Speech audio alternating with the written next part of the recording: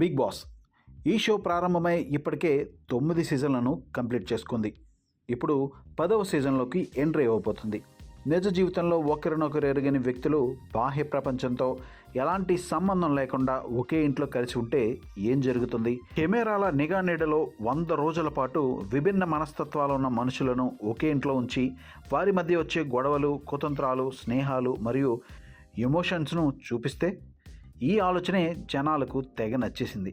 పక్కింటి విషయాలు సీక్రెట్గా తెలుసుకుంటే వచ్చే కిక్ ఇందులో ఉండడంతో భాషతో సంబంధం లేకుండా మొదలై అన్ని భాషల్లోనూ సూపర్ హిట్గా నిలిచింది ఈ రియాలిటీ షో. బిగ్ బాస్ అంటేనే ఒక పెద్ద వివాదాస్పద షోగా పేరు తెచ్చుకుంది. దానికి తోడు ఇందులో పార్టిసిపేట్ చేసే పార్టిసిపెంట్లు కూడా కొందరైనా ఆ పేరు నిలబెట్టేలా ఉండేవారిని తీసుకుని జనాల లుక్కు ఈ షో మీద పడేలా టీం జాగ్రత్త పడుతూ ఉంటుంది. వివాదాలని భుజాన వేసుకుని తిరిగే అనేక మంది ఇప్పటి వరకు ఈ షోలో పార్టిసిపేట్ చేశారు. ఇక సీజన్ 10 కోసం కూడా కొంతమంది పేర్లు వినిపిస్తున్నాయి. ఇక వారి విషయం పక్కన పెడితే గతంలో వీరు బిగ్ బాస్ హౌస్లోకి వచ్చేస్తున్నారంటూ కొన్ని పేర్లు వినబడినా అడుగు పెట్టని కొంతమంది ఈ సీజన్ 10లో హౌస్లోకి ఎంట్రీ ఇవ్వనున్నారు. ఎవరు అనుకుంటున్నారా? ఇంకెవరు? వేణుస్వామి, అనసూయ భరద్వాజ్, ఇంకా శ్రీరెడ్డి. పేర్లు వింటేనే బాంబు పడ్డట్టు ఫీల్ అయ్యారా? నిజమే. వీరే కనుక షోలో ఉంటే, ఈ ముగ్గురు కనుక నిజంగానే బిగ్ బాస్ హౌస్లోకి అడుగు పెడితే ఇక ఆ సీజన్కు స్క్రిప్టులు, ప్రత్యేకమైన టాస్కులు కూడా అవసరం లేదు. ఎందుకంటే వీరిలో ప్రతి ఒక్కరూ ఒక్కో అగ్ని పర్వతమే. అడుగుపెట్టిన మొదటి రోజు నుంచే వేణుస్వామి తన నోటికి పని చెప్తూ కంటెస్టెంట్ల జాతకాలు, ఎలిమినేషన్ ఎవరు కాబోతున్నారో జోస్యాలు చెప్పడం, పరిహారాలు చెప్పడం మొదలు పెడతారు. నీకు ఈ వారం ఈ గ్రహదోషం ఉంది, నువ్వు ప్యాకప్ అవ్వాల్సిందే అంటూ ఆయన ఇచ్చే ప్రిడిక్షన్స్తో ఆయన హౌస్ని తన సామ్రాజ్యంగా చేసేసుకుంటారు.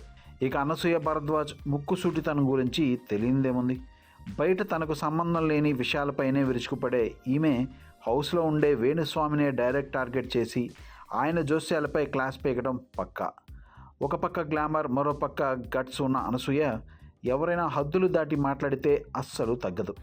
ముఖ్యంగా మహిళల పట్ల మాట్లాడే తీరుపై ఆమె ఇచ్చే కౌంటర్లు సోషల్ మీడియాలో నిత్యం ట్రెండింగ్ టాపిక్గా మారతాయి. ఇక ఆమె కనుక హౌస్లో ఉంటే జనాలు టీవీలకు, మరోపక్క ఓటీటీలకు అతుక్కుపోవడం ఖాయం. పైగా అనసూయ గ్లామర్ కూడా ఈ షోకు పెద్ద ప్లస్ పాయింట్ అవుతుంది. ఇక వీరందరినీ మించి హౌస్లో అసలైన వైల్డ్ అట్మాస్ఫియర్ క్రియేట్ చేసేది శ్రీరెడ్డి. రూల్స్, రెగ్యులేషన్స్ అనే పదాలకే లొంగని నైజం ఆమెది. వేణుస్వామి చెప్పే జాతకాలను లైవ్లోనే బూతులతో తిప్పికొట్టడం దగ్గర నుండి అనసూయతో ఉండే పాత ఈగో క్లాష్లను స్క్రీన్ ముందే బయట పెట్టడం వరకు శ్రీరెడ్డి చేసే రచ్చ అంతా ఇంత కాదు. ఈ ముగ్గురి మధ్య జరిగే మాటల యుద్ధాల ముందు బిగ్ బాస్ ఇచ్చే ఫిజికల్ టాస్కులు కూడా దిగదుడిపై అవుతాయి. నిజానికి బిగ్ బాస్ మేనేజ్మెంట్ కూడా ఇలాంటి ఒక మైండ్ బ్లోయింగ్ కాంబినేషన్ కోసమే వెతుకుతుందట. కానీ ఎందుకో అనసూయ పేరు చాలాసార్లు వినిపించినా ఈ షోపై ఆమె మాత్రం పెద్దగా ఇంట్రెస్ట్ చూపించలేదు. కుటుంబాన్ని వదిలి అన్ని రోజులు ఉండలేనని ఒకసారి చెప్పారు కూడా. అలాగే వేణుస్వామి కూడా బిగ్ బాస్లో అడుగు పెట్టబోతున్నారని వినిపించినా అది కూడా నిజం కాలేదు. శ్రీరెడ్డి తమిళ బిగ్ బాస్ 3లో పార్టిసిపేట్ చేయబోతుందని వినిపించినా అప్పట్లో అది నిజం కాలేదు. పైగా అది పెద్ద వివాదంగా మారింది.